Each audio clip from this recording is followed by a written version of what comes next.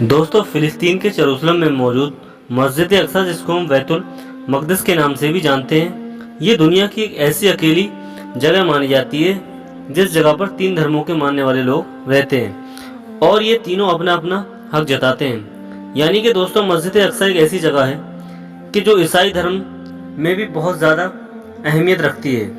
वही दूसरी तरफ यहूदी भी उसे अपनी अहमियत देते हैं और तीसरी तरफ इस्लाम के मानने वाले लोग भी बहुत ज़्यादा उसे अपना समझते हैं। और वो बैतुल मुक़द्दस को इस्लाम का दिल भी माना जाता है, क्योंकि उसकी वजह यही है कि बैतुल मुक़द्दस इस्लाम का क़िबला अव्वल है।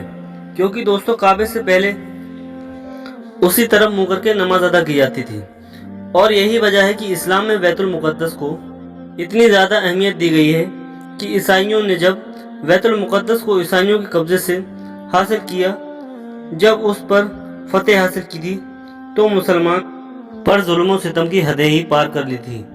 बैतुल मुक़द्दस की कहानी काफ़ी अरसे से शुरू होती है। हज़रत उमर फारूक आज़म के दौर में मुसलमानों ने बैतुल मुक़द्दस को फतेह कर लिया था और उसके बाद तकरीबन 3 सदियों से ज़्यादा मुसलमानों के पास ही इसकी भाग दौड़ और जिम्मेदारी रही थी। लेकिन दोस्तों, आपको बता दें, उसके बाद मुसलमान धीरे धीरे कमज़ोर पड़ने लगा था और मुसलमान छोटे छोटे फ़िरक़ों में बढ़ने लगा था।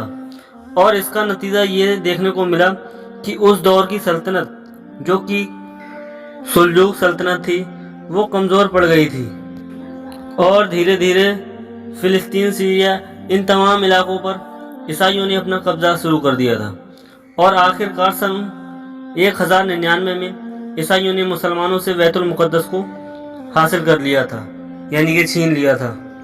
दोस्तों, जब मुसलमानों के हाथों से बैतुल मुक़द्दस निकल गया था और वहाँ ईसाई जालिमों की हुकूमत हो गई थी, तो पूरी इस्लामी दुनिया में तमाम जगहों पर मातम की लहर छा गई थी। क्योंकि बैतुल मुक़द्दस एक हिसाब से इस्लाम के लिए एक दिल भी माना जाता था। दोस्तों, जब बात करते हैं सुल्तान सलाहुद्दीन की, तो सुल्तान सलाहुद्दीन अयूबी ने मिस्र के तख्त पर बैठते ही अपनी ज़िंदगी का एक ही मकसद बना लिया था, और वो मकसद था बैतुल मुक़द्दस को फतेह करना।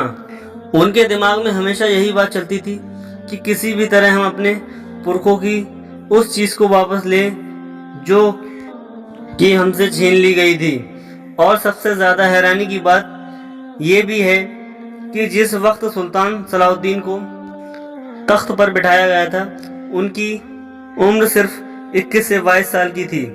अब आप सोच सकते हैं कि उनके अंदर कितनी काबिलियत मौजूद थी। कहा जाता है कि जब सलाहुद्दीन अयूब मिस्र के तख्त पर बिठाए गए थे, तो उस वक्त मिस्र के हालात बहुत ही ज़्यादा ख़राब हो चुके थे। मुसलमान छोटे छोटे ग्रुपों में बढ़ चुका था। जिनाकारी और शराब पीना बहुत ही ज़्यादा आम हो गया था। और अब सलाहुद्दीन अयूबी के सामने बहुत बड़े बड़े चैलेंज थे। जहां एक तरफ बैतुल मुक़द्दस को फतेह करने के लिए अपनी मिशन को आगे बढ़ाना था, तो वहीं दूसरी तरफ शराब और जिना जैसी बुरी चीज़ों से भी अपनी सल्तनत को छुटकारा दिलाना था। मिस्र के हालात उस वक्त ऐसे हो चुके थे कि मुसलमान और गद्दार को पहचानना बहुत ही मुश्किल काम था। क्योंकि वहाँ पर एक तरफ ईसाई मुसलमानों के लिबास में घुस चुके थे और वहीं दूसरी तरफ ईसाइयों ने मुसलमानों में ही अपने एजेंट को लगा रखा था। और उस दौर की ईसाई हुकूमत में खूबसूरत लड़कियां और शराब को बहुत ही ज़्यादा अहमियत दी जाती थी। और उन लोगों का ये टारगेट रहता था कि जब भी ऐसे इंसान को देखते थे कि जिसे देखकर उन्हें ये महसूस होता था कि ये दुश्मन हमारी टक्कर का दुश्मन है या हमसे कहीं ज़्यादा मजबूत दुश्मन है, तो वो उसके खिलाफ शराब या लड़कियों को इस्तेमाल किया करते थे। और अफसोस, उनकी इस नापाक साजिश में बहुत से मुस्लिम उकराम फंस भी जाते थे। जब बैतुल मुक़द्दस को मुसलमानों से फतेह किया, तो वहाँ के ईसाई लोगों को यही उम्मीद थी कि शायद उन्हें कत्ल कर दिया जाएगा, क्योंकि उन्हें मालूम था कि जब हम लोगों के बैतुल मुक़द्दस को फतेह किया है, तो हमने मुसलमानों का कत्लेआम किया था। लेकिन सुल्तान सलाहुद्दीन ने उस वक्त ऐसा कुछ भी नहीं किया था, जैसा उस वक्त की ईसाई फ़ौजों ने मुसलमानों के साथ कत्लेआम जुल्म किया था।